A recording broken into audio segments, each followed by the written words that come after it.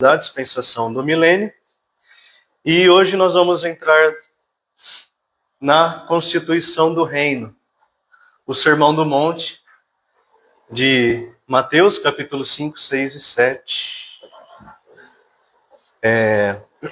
Porque nós vimos nos últimos domingos, né, nós falamos das alianças que já havíamos falado anteriormente, né?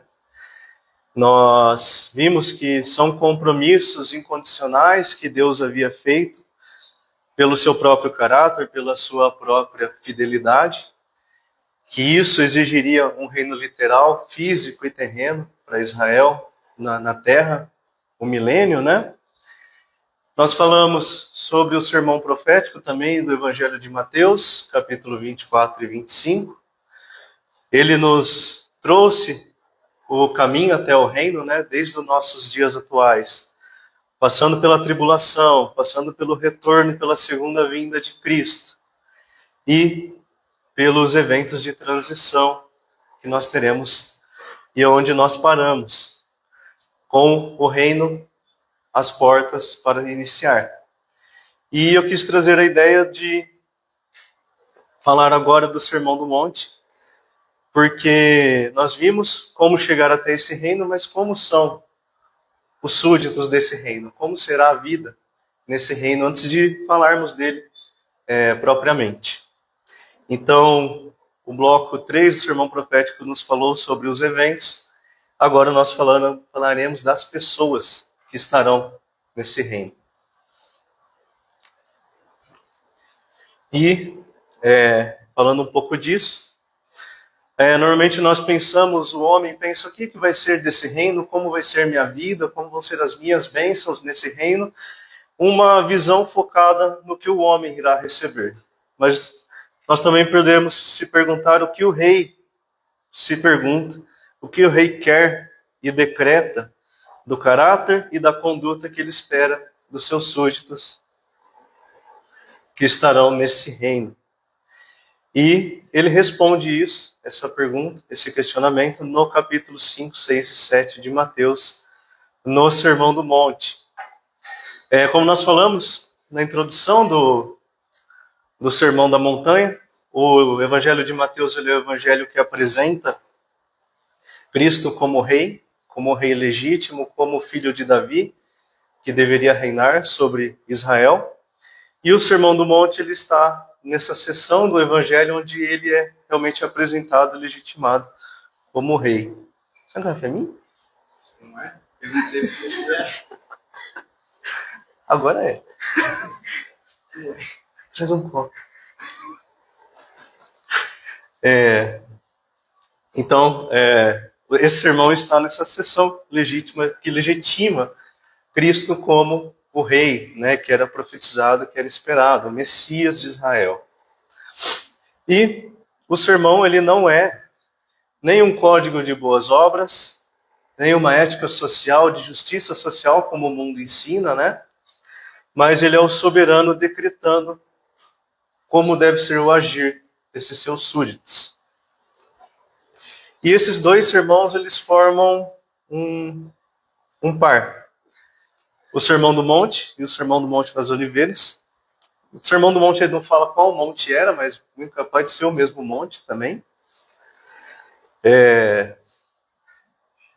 Ele fala ele abre os 5 discursos, são 5 grandes discursos que Jesus apresenta no Evangelho de Mateus. E aqui ele fala especificamente do caráter deles, né? E o Sermão do Monte das Oliveiras, ele fecha esses 5 principais discursos e descreve quando o reino virá e seus eventos que precedem esse reino. Então, como nós falamos, um descreve os eventos, o outro descreve as pessoas. Valeu.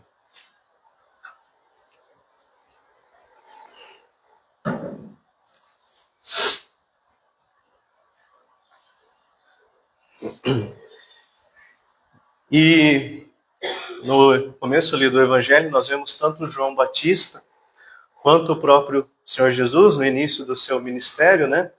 A pregação dos dois era o mesmo: arrependam-se, pois está próximo o reino dos céus. E um judeu, um israelita, ao ouvir essa mensagem, ele poderia se perguntar: o que eu devo fazer para me preparar para esse reino? Né? Talvez basta um holocausto, dar esmola aos pobres, dar o dízimo, isso é suficiente para que eu possa entrar nesse reino? Quem que tem o privilégio de participar? Como que eu participo desse reino? Né? E a resposta do rei é um reino que Israel não esperava, da forma que eles esperavam. Né? Esperavam um Messias libertador, político, guerreiro, né? Que os libertaria do poder do Império Romano. Público, famoso pelos seus feitos, mas foi bem diferente o Messias que veio. O Messias sofredor que veio para viver sua vida perfeita e pagar os nossos pecados na cruz. Algo muito maior do que simplesmente libertar Israel ali do jugo romano, né?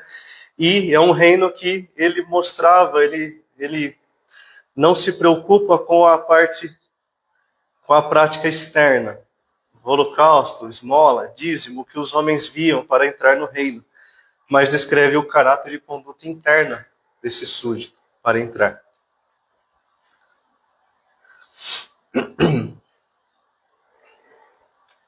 Então nós vimos ali no estudo da dispensação da lei, né, que Israel, especialmente a liderança, eles tinham uma religiosidade, eles levaram a lei a um sentido visível, a um sentido externo, onde os homens poderiam ver as suas boas obras da lei, como eles eram zelosos com a lei, com as práticas de lavar as mãos, de deixar pendurada a palavra, de dar o dízimo, as práticas externalizadas, guardar o sábado, sem a transformação interna que a lei exigia dentro de seus corações.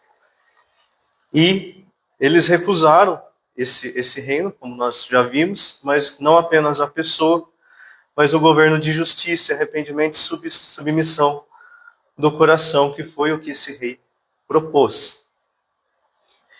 E, como nós lemos ali, quando Jesus, a gente acabou não lendo o capítulo 23, mas é onde ele faz seu último discurso contra a liderança religiosa israelita, contra os fariseus e os escribas, né?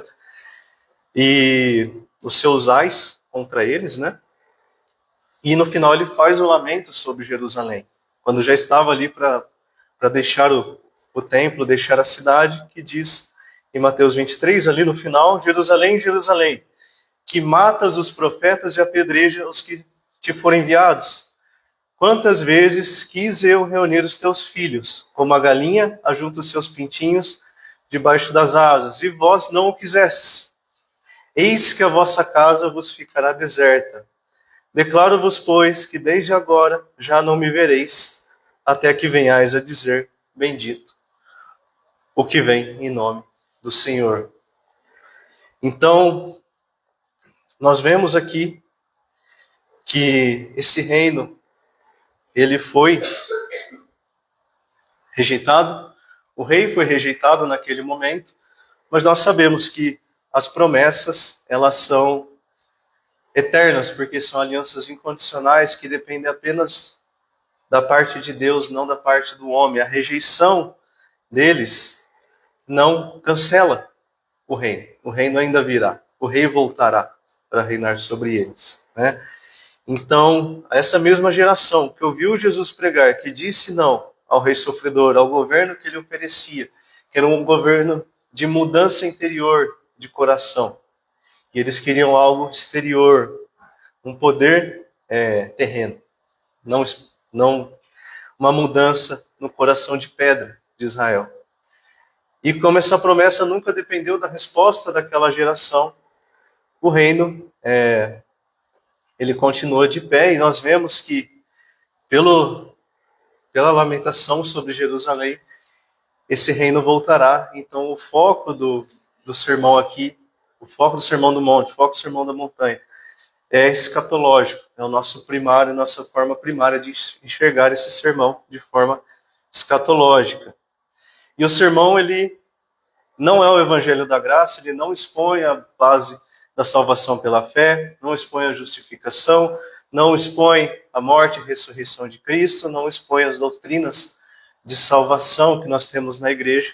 As epístolas vão tratar isso de forma completa, né? Aqui o sermão, nós ainda nem tínhamos a igreja citada, então nós vemos que o destinatário primário é Israel e de forma mais escatológica, né?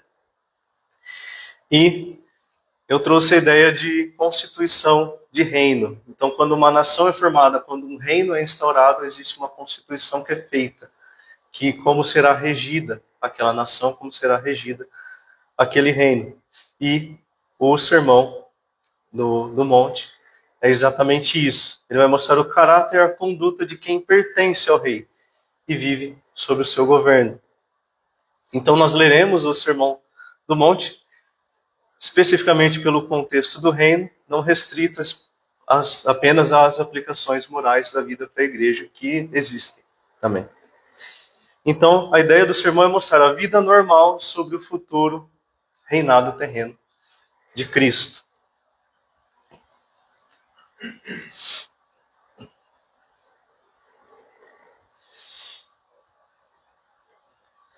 Então, podemos abrir em Mateus, capítulo 5, a partir do versículo 1.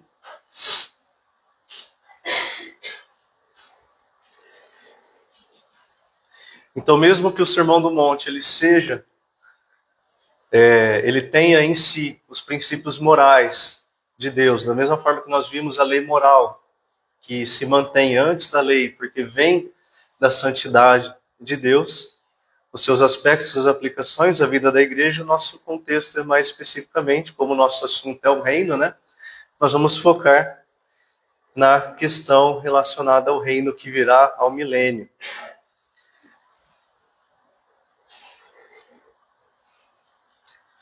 Então, versículo 1 de Mateus capítulo 5 diz: Vendo Jesus as multidões, subiu ao monte e, como se assentasse, aproximaram-se os seus discípulos e ele passou a ensiná-los, dizendo, até aqui. Então, nós vemos que Jesus ele sobe, vindo as multidões que o seguiam, ele sobe ao monte para ser visto por todos, né? Os seus discípulos se assentam ali com ele, as multidões também se assentam ali com ele, e ele começa a ensiná-los. E na cultura judaica, não sei se ainda hoje, mas naquela época, essa postura de se assentar-se ao alto e ensinar era uma postura de autoridade, de quem falava com autoridade. E o que vem a seguir dessa ação de Cristo, né, de se assentar, é as 8 bem-aventuranças, que nós conhecemos bem, né, ali de Mateus 5. É o rei promulgando os seus primeiros artigos da Constituição do seu reino. E quando nós falamos de bem-aventuranças, geralmente nós pensamos em feliz, alegre, né? Essa tradução para o português de forma cotidiana, mas a palavra usada no original, que é Macarios, ela não é simplesmente feliz. Felicidade é um sentimento, né? Um sentimento passageiro, não é algo que Macarios se refere. Macarios se refere a alguém que já tem uma aprovação divina sobre si. Ele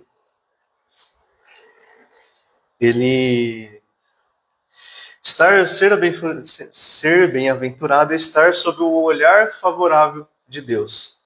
Então não é simplesmente a ideia de que você é feliz porque você é feliz, você terá essas bênçãos, mas como você já está com o olhar favorável do Senhor, já tem uma aprovação divina, nós veremos o porquê, essa pessoa que é bem-aventurada já tem isso.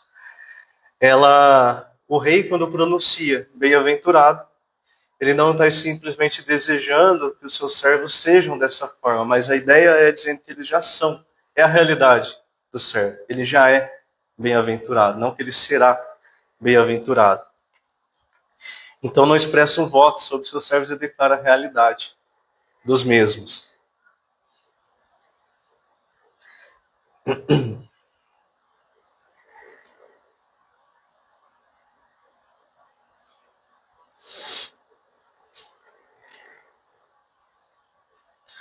Então, as bem-aventuranças, nós veremos que elas são divididas em 3 principais grupos. As 4 primeiras, elas têm um aspecto vertical de relacionamento entre o homem e Deus, que falam da pobreza de espírito, do luto, da mansidão e da fome de justiça. Os outros 3, eles têm um relacionamento horizontal entre nós, homens, que fala da misericórdia, da pureza de coração e da promoção de paz, falando do nosso próximo, né? E o último, qual é o preço desses relacionamentos, ser perseguidos por causa da justiça. E aqui entra a relação onde Cristo, mais à frente, ali em Mateus 22, 37, ele mostra que o resumo da lei, de toda a lei, de todos os profetas, é amar a Deus. O primeiro degrau aqui, vertical, nosso relacionamento com Deus.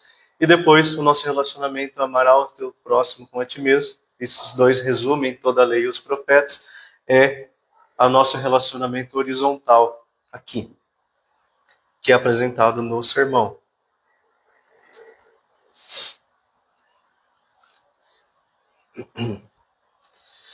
Então, antes de avançar, a gente precisa entender realmente o que essas bem-aventuranças são, porque é fácil entendê-las de outra forma, né? A leitura que torna ela uma lista de requisitos, uma lista de características que eu preciso ter para ser bem-aventurado, para entrar no reino. Então, é uma lista que você produz pelo seu próprio esforço, pelas suas próprias boas obras. Então, seja mais humilde, chore mais, tenha mais fome de justiça, talvez você entre no reino, se você fizer essas coisas. E não é aqui que é o intento de Cristo, né? Ela põe o homem no centro, o esforço humano no centro. A leitura correta é, como nós já falamos, Macários é alguém que já é alguém com um olhar favorável de Deus. É um pronunciamento de bênçãos para quem já recebeu a graça do rei e já foi moldado por ela. Então, a ideia ali é que você que já é bem-aventurado, você que já é agraciado por Deus, já foi moldado pela sua graça, e aí se seguem as bênçãos na sequência, né? Então, na primeira, você produz o caráter para entrar no reino. Na segunda, o rei já transformou o caráter de quem entra. Nós teremos essa ideia de repetição hoje, mas é o que nós falamos no final do último estudo. Só entrará no reino quem já for salvo, quem já for pertencente ao rei, né? Mael? A minha versão, justamente isso que você está falando, me aparece como bem com abençoados. Uhum. Vocês já são abençoados. Mas será muito abençoado, ele já é. Quão abençoado é? Ele já é. É a situação dele, né? Interessante. E nós vemos isso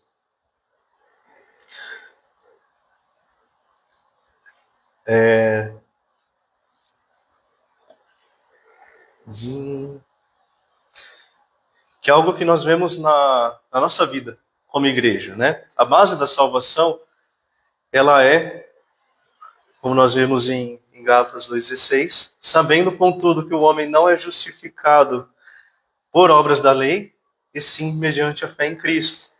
Não importa se somos nós, da igreja, ou se são esses súditos sobreviventes, Israel, do remanescente fiel, os sobreviventes da tribulação, que irão entrar no reino, todos são não justificados pelas suas obras, não entram por mérito ou merecimento, mas porque foram transformados mediante a fé em Cristo. Então o sermão também nos mostra o fruto da graça, não o preço da sua entrada no reino. O crente ele participa do reinado com Cristo, em corpo glorificado, no milênio, e o remanescente em corpo natural, como nós vimos essa distinção no final do nosso último estudo. Então, o próprio texto ele já vai antecipar essa relação entre posse presente e cumprimento futuro, que é um detalhe que nós veremos mais à frente. Então, vamos continuar a leitura a partir do verso 3. Bem-aventurados os humildes de espírito, porque deles é o reino dos céus. Bem-aventurados os que choram, porque serão consolados. Bem-aventurados os mansos, porque herdarão a terra. Bem-aventurados os que têm fome e sede de justiça, porque serão fartos. Bem-aventurados os misericordiosos, porque alcançarão misericórdia. Bem-aventurados os limpos de coração, porque verão a Deus. Bem-aventurados os pacificadores, porque serão chamados filhos de Deus. Bem-aventurados os perseguidos por causa da justiça, porque deles é o reino dos céus. É aqui, tá 11 também. Bem-aventurados sois quando por minha causa vos injuriarem e vos perseguirem, e mentindo disserem todo mal contra vós. Regozijai-vos e exultai, porque é grande o vosso galardão nos céus, pois assim perseguiram os profetas que viveram antes de vós. Então, o primeiro artigo dessa Constituição declara que o reino pertence aos pobres de espírito, aos humildes de espírito. A palavra, mais uma vez original, a palavra grega para humilde aqui... Rafa, você pode ler essa palavra aqui no grego para a gente, por favor?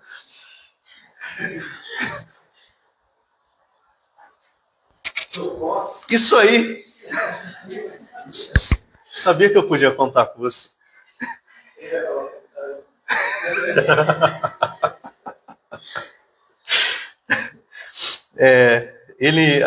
A palavra no original, que significa mendigo, literalmente, ela tem uma ideia de não o pobre honrado. Eu sou humilde, eu sou muito pobre, eu sou uma pessoa muito boa. É uma ideia de um mendigo que sabe que ele nada tem em si mesmo, que sabe que depende da ajuda externa, da ajuda alheia, da misericórdia alheia.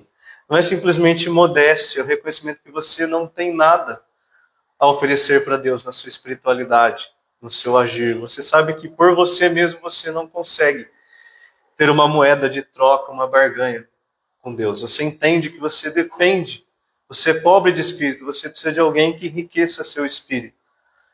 Você precisa de Deus fazendo isso, né? Então não é mérito, não é conquista, não é barganha. E aqui é exatamente onde Israel tropeçou.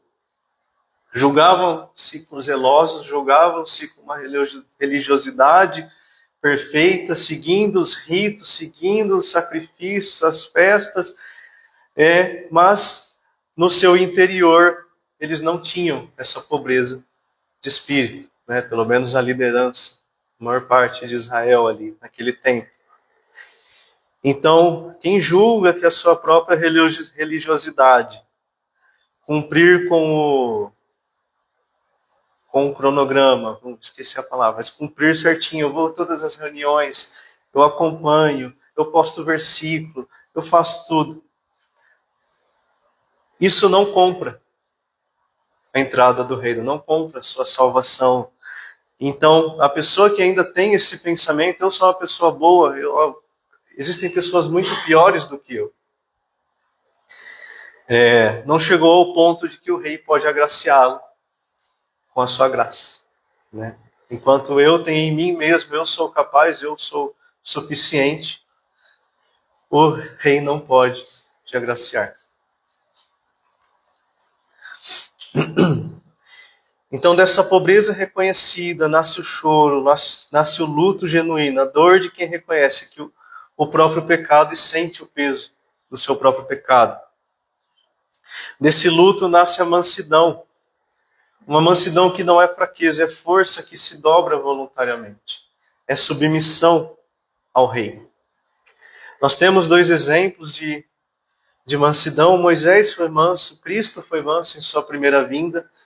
Mas Cristo, Em Cristo nós vemos a mansidão na sua perfeita expressão. Ele que subsistia na forma de Deus, se sujeitou ao plano do Pai, esvaziou-se, assumindo a forma de servo. Ele se submeteu voluntariamente ao plano do Pai, obedecendo até a morte de cruz. Então a mansidão não é falta, a mansidão que fala aqui não é uma falta de força, mas é força sobre submissão. Ele podia chamar legiões para tirá-lo, para defendê-lo ali contra o bando que vinha tomá-lo, mas ele não o fez. Entregou-se na cruz, força contida, força sob submissão. Cristo assumiu voluntariamente a posição de servo. Então o rei descreve como a graça molda o coração de dentro para fora. Depois, nós temos ali, bem-aventurados, os israelitas da época ouviriam com muita força essa declaração.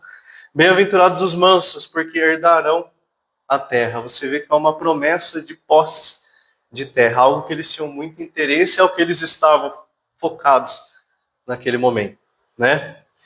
E herdarão a terra é uma promessa territorial, não é simplesmente uma poesia, ela vem do Salmo 37, os ímpios serão eliminados, os mansos herdarão a terra.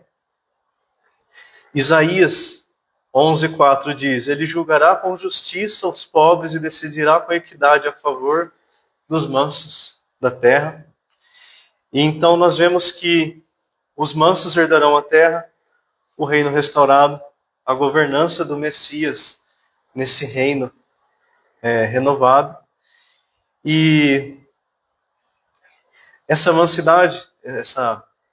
mansidão, né? Ela, como nós vimos nas alianças, nós vimos desde a aliança abrâmica, nós vimos na aliança com Davi, nós vimos na aliança da terra, que foi repetidas vezes feita, existiam suas questões condicionais de juízo de Deus, né? Mas a aliança em si, o cerne da sua conclusão, do seu resultado, dependia apenas da fidelidade de Deus. Nós vimos Israel sendo disperso, Israel sendo perseguido, está ali nas maldições da aliança da terra, como nós estudamos, mas isso não revoga a aliança, não cancela o cumprimento dessa posse territorial. Então os que são mansos, os que já se renderam ao rei, eles herdarão essa terra. Então quem herda não são os conquistadores, não são os poderosos, mas aqueles que se renderam, se submeteram ao rei que há e virá.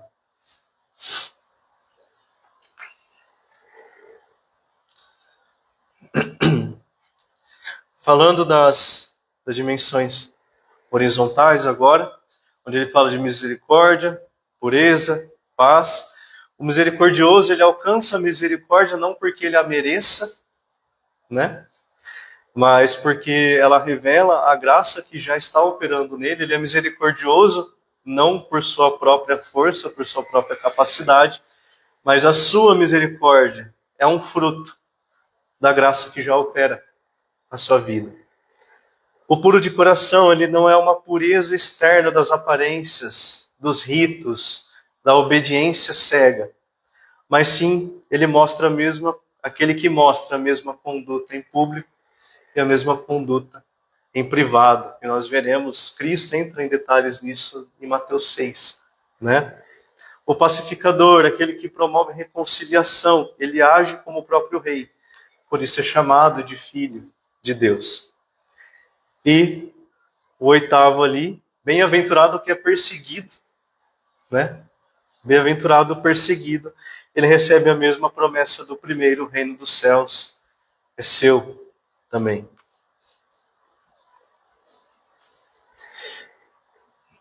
Se nós percebermos os detalhes na gramática ali dos verbos, ele abre as bem-aventuranças no presente e fecha no presente. Então, bem-aventurados no presente, bem-aventurados sois.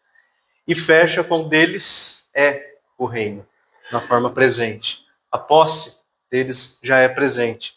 Porque nós precisamos pensar no sermão também em pelo menos 3 aspectos. O aspecto daqueles que ouviam o sermão naquele momento, os israelitas do primeiro século, que ouviam isso, as aplicações à nossa vida como crentes hoje na igreja, e, como nós falamos, o seu aspecto escatológico. Então, os que já são redimidos, agraciados, que já são do rei, a sua posse é presente, mas o reino é futuro. Então, deles é o reino dos céus. E no meio nós temos o futuro. Serão consolados, herdarão a terra, serão saciados. Então nós vemos a diferença aqui no tempo verbal. E essa distinção ela não é sem motivo, né? Ela declara que quem tem esse caráter já possui o reino como herança, antes da sua manifestação plena, que ainda virá. Isso trava a espiritualização dessas promessas. O que é presente é a posse, o reino em si ele continua, que não foi ainda inaugurado, mas o será, como nós já vimos. Esses detalhes nós vimos anteriormente, né? Se alguém não pegou os outros estudos, temos lá no YouTube, tá? Se precisar, tá lá. A Constituição não premia os esforçados. Então, quando o rei descreve os seus súditos, não são pessoas que se esforçaram para produzir mansidão, mas pessoas que foram transformadas, porque o reino já é delas, elas já são do rei, e quando ele vier, ele não aceitará qualquer um que declare Senhor, Senhor, porque ele sabe quem são os seus servos, como nós vimos ali em Mateus 25. Senhor, em seu nome não fizemos isso, não profetizamos, não etc, etc, etc. Não tenho memória igual ao fio para decorar versículo. Mas nós vemos que o Senhor não os reconhece. Eles se dizem servos. E Cristo diz, nunca os conheci. Não é nem os conheço, nunca os conheci. Né? Então o rei sabe quem são os seus redimidos, porque eles são selados pelo Espírito Santo. Então o caráter deles foi moldado antes desse rei, pelo próprio rei, que vem inaugurar o seu próprio reino. Então nós vemos que a obra é toda dele ainda, né? Nós da igreja vivemos essa mesma tensão entre posse presente e consumação futura, não nos é estranho. Paulo declara que Deus já nos abençoou com toda sorte de bênçãos espirituais nas regiões celestiais em Cristo e nos selou com o Espírito Santo, que é o penhor da nossa herança. Herança é o que você vai receber futuramente, né? A garantia presente daquilo que ainda recebemos plenamente. Então, a garantia da nossa salvação, a garantia de que nós chegaremos lá, não é a nossa perseverança diária, mas porque somos selados pelo Espírito Santo no momento que cremos em Cristo, e Ele é que nos mantém, né? Então, o penhor já foi dado, abençoados com toda a bênção espiritual, selados com o Espírito Santo, que é o penhor da nossa herança. A nossa cidadania é celestial, não é terrena. Nós aguardamos de lá o nosso Salvador, que transformará esse nosso corpo de humilhação. E é a mesma lógica, a herança que já nos pertence, sua experiência plena aguarda a volta do nosso Senhor, Jesus Cristo.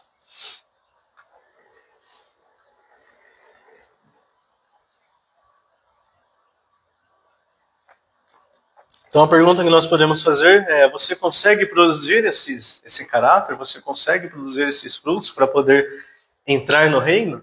Não é, nós vimos que não é.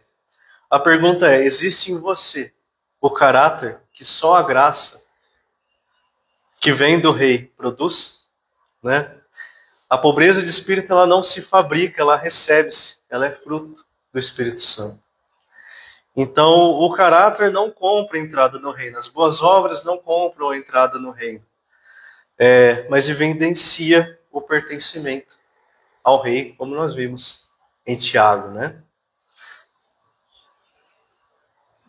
Seguindo agora,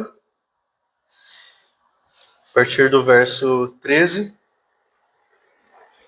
Jesus irá fazer dois paralelos. Sal com o sal e com a luz. Então vamos ler a partir do versículo 13. Vós sois o sal da terra. Ora, se o sal vier a ser insípido, como lhe restaurar o sabor? Para nada mais presta, senão para lançado fora ser pisado pelos homens. Vós sois a luz do mundo. Não se pode esconder a cidade edificada sobre um monte, nem se acende uma candeia para colocá-la debaixo do alqueire, mas no velador, e alumia a todos que se encontram na casa. Assim brilhe também a vossa luz diante dos homens, para que vejam as vossas boas obras e glorifiquem ao vosso Pai que está nos céus. O exemplo do sal, quando eu era menor, quando eu era pequeno, jovem, né? Eu pensava, mas como que o sal pode não ser sal? Como que o sal pode deixar de ser salgado, né? Pra gente, isso é difícil de entender. O sal não deixa de ser salgado, né? Mas o sal que Jesus se referia, o sal que eles tinham naquela região, ele vinha do Mar Morto, e ele não era um sal puro como nós temos hoje. Ele era, na sua mistura, na sua composição, talvez mais impurezas do que sal, realmente, né? E com o tempo, esse sal, ele ia se deteriorando e deixava de ser sal. Então, isso que é tornar-se insípido. Ele deixava de ser sal. E esse é o sal que era de grande importância para as pessoas naquele mundo, porque eles não tinham geladeira. Então, a carne, a forma de preservar os alimentos no mundo sem refrigeração era usar esse sal, era cobrir os alimentos, era guardar dentro de potes de sal que preservariam o alimento para que eles pudessem comer depois e para que a carne não apodrecesse, né? Então, sobrava com o tempo uma massa branca que parecia sal, mas não era sal, não conservava. E a imagem que Jesus fala só serve para ser jogado fora. Então, a imagem do discípulo.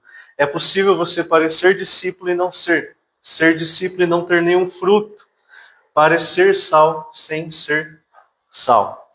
Então, a ideia aqui é que não adianta exteriormente você parecer uma coisa, e interiormente não o ser, né? A mesma coisa com a luz. Uma cidade sobre o monte não é possível se escondê-la. A lamparina, a luz, ela não é coberta debaixo de uma coberta, escondida, né? Ela é colocada no alto para que ilumine a todos. A função da luz é iluminar, é servir, mas não é chamar a atenção para si mesmo, e sim para os que ela ilumina, né? Então, e ele fala aqui, por quê? Qual que é o destino? Qual que é o objetivo? Para que vejam as vossas boas obras e glorifiquem o Pai, que é o portador da luz. Então, a nossa luz não é para nós mesmos, não é para o nosso para nós aparecermos, mas para glorificarmos ao Pai. Então, as duas imagens elas dizem o mesmo. Os súditos do reino, eles não existem apenas para si, mas para glorificar o Rei e ao Pai.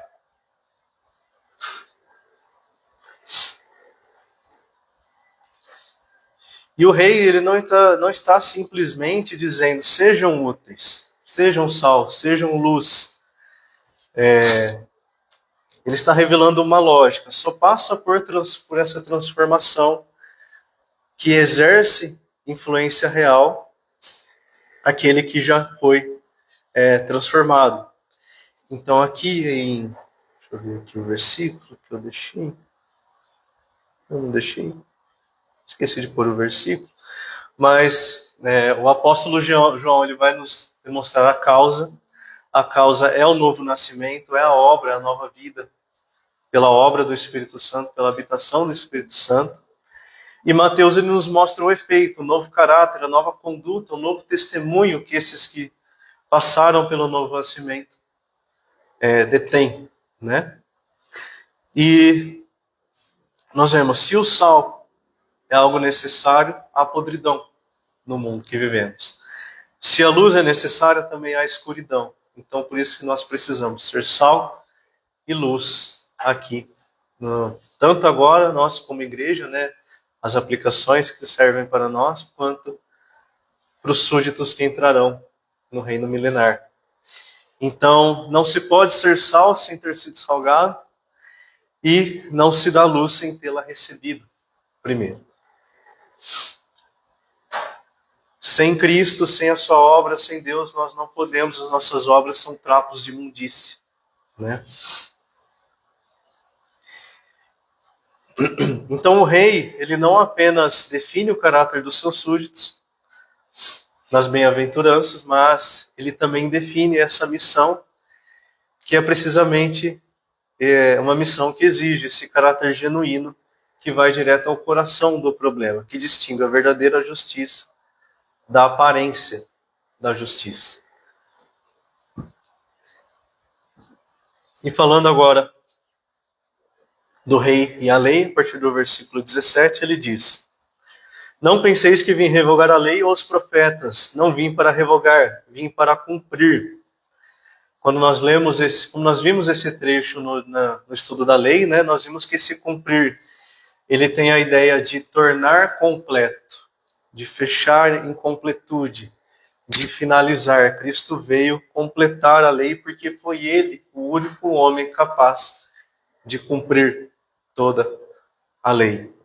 Porque em verdade eu vos digo, até que o céu e a terra passem, nem um i ou um tio jamais passará da lei, até que tudo se cumpra.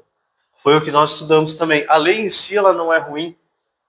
O homem que é ruim de seguir a lei, né?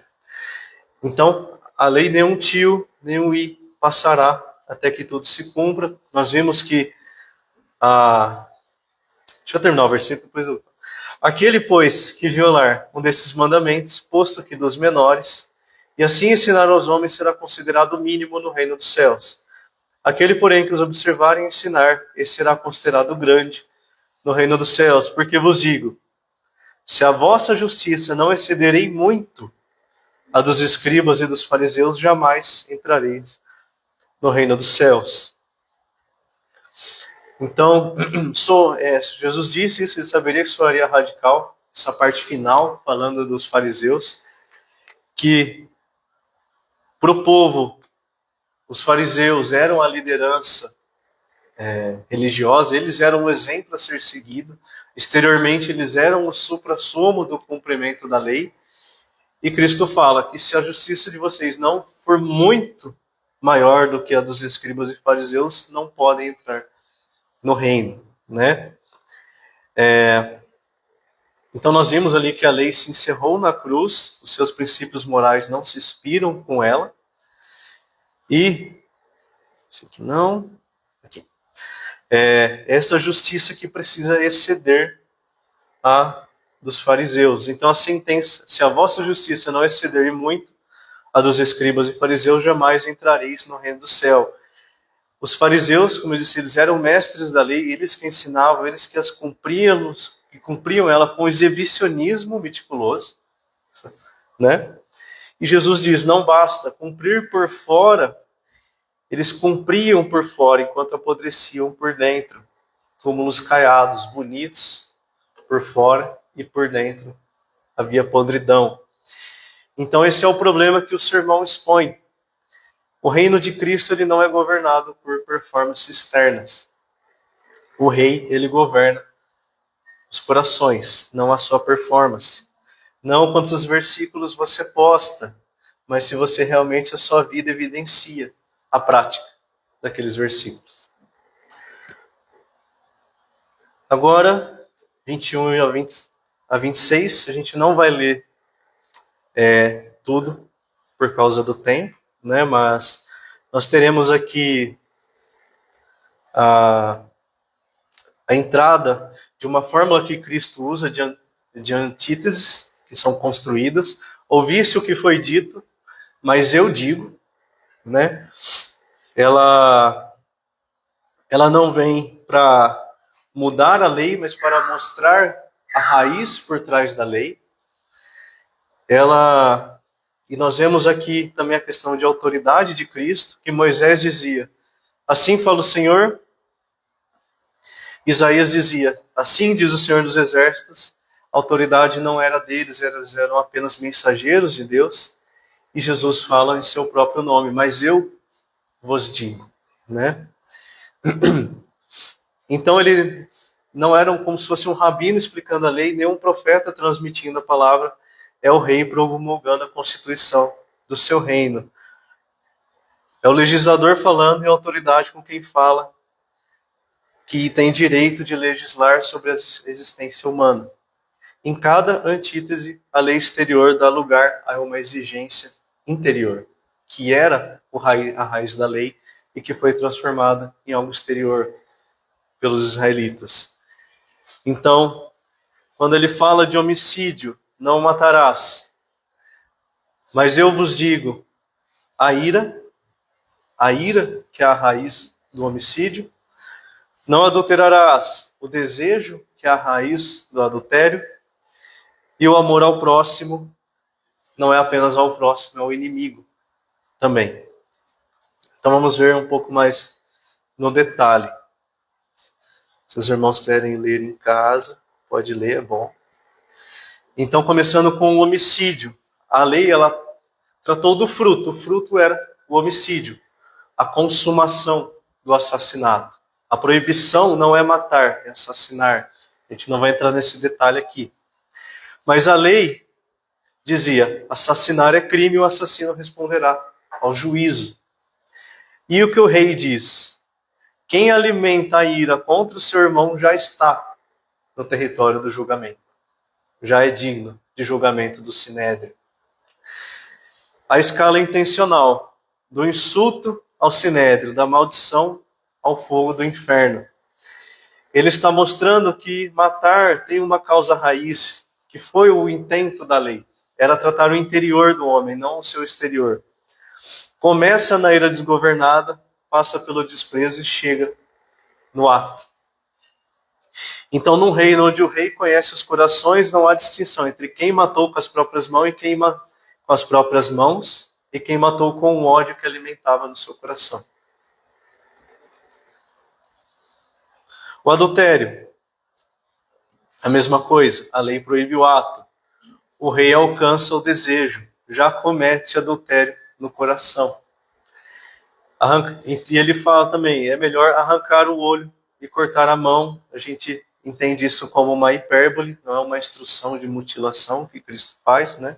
Mas a ideia é mostrar que quão penoso é o pecado do adultério. E nós vemos que ele já inicia no próprio coração. Essa hipérbole ensina, se a escolha fosse perder um membro, ser lançado inteiro no fogo do inferno, é melhor perder um membro.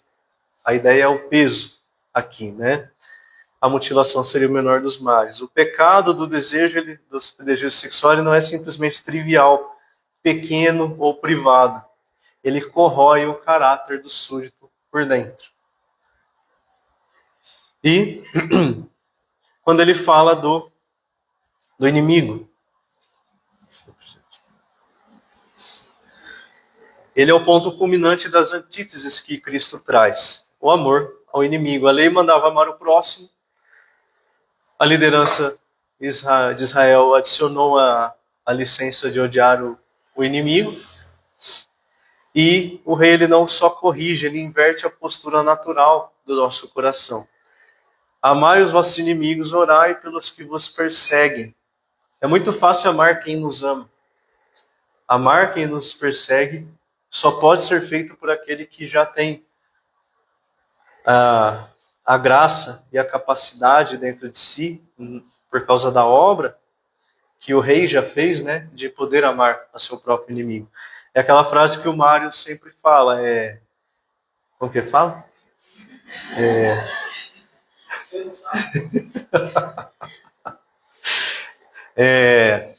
Não é que é difícil ser cristão, é impossível ser cristão e seguir tudo isso, né? Nós só podemos por causa do Espírito que habita em nós, né?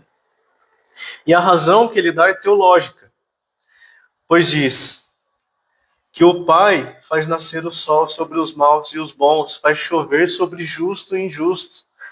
A generosidade de Deus, ela não se restringe apenas a quem a merece. Porque se fosse assim, ninguém receberia o sol, nem a chuva, nem o oxigênio. Então a ideia é a mesma. É a reciprocidade. Então amar quem nos ama não é virtude, é reciprocidade. Isso até os incrédulos fazem. A nossa postura deve ser outra. E ele termina falando, sede perfeitos como o meu Pai. Sede, pois, perfeitos como é perfeito o vosso Pai Celestial. A palavra aqui ela não significa ausência total de falha. Nós nunca alcançaremos essa perfeição. Mas ela significa a busca de uma maturidade, de uma integridade, uma plena conformidade com o caráter de Deus. E ela não é uma barra de entrada, ela é o retrato do próprio Rei. É o que a graça faz. Ela forma progressivamente esse caráter nos seus súditos, em nós, a cada dia, cada vez mortificando a velha natureza e vivificando o novo homem, o Espírito que habita em nós. Né? Então, o horizonte ao qual o Rei aponta é esse, não é um pedágio que ele cobra. O horizonte é esse, o objetivo é esse, é a santidade, é o caráter do Rei, é o caráter de Cristo, que é o nosso objetivo. Então, resumindo, é uma justiça que não precisa de tribunais, porque habita nos corações. É uma justiça que não pune apenas o ato, porque ela alcança a intenção no coração. É uma justiça que ama o inimigo, porque reflete um rei que nos amou, enquanto nós ainda éramos seus inimigos. E no próximo domingo, nós vemos que o rei descreveu o caráter. Nós falaremos de como vive esse súdito quando ninguém está vendo. Então nós falamos da performance, nós falaremos no próximo domingo onde essa performance é privada, ela não pode ser realizada. Né? Algum comentário? Algum ponto?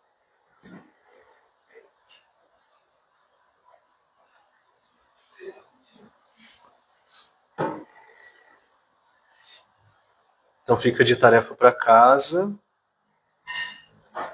Mateus 5, 6 e 7. Tá? Antônio, você pode orar? Encerrando, por favor?